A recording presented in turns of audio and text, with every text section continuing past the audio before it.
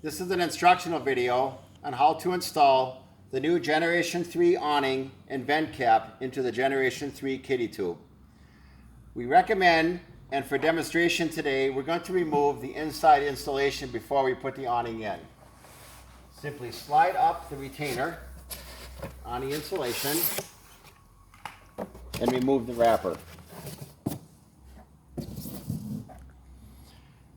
The awning may or may not have the gasket installed. If it is not installed, simply slide the gasket behind the tabs and in front of the flange and pull up and over the top of the awning. These two tabs, very important, go to the interior of the kitty tube. The gasket stays on the outside. Place it into the opening, putting those tabs through, reach in and push down until it snaps into the kitty tube.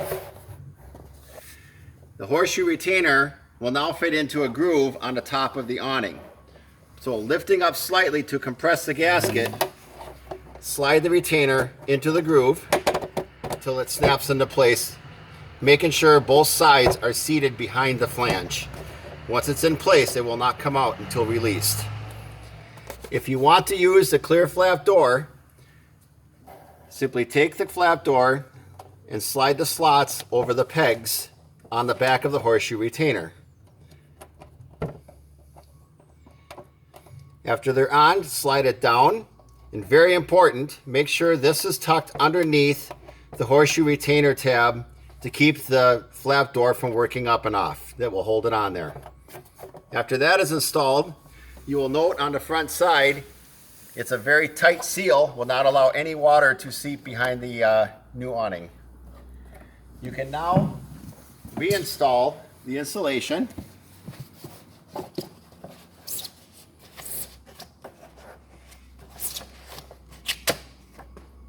Reinstall the insulation retainer.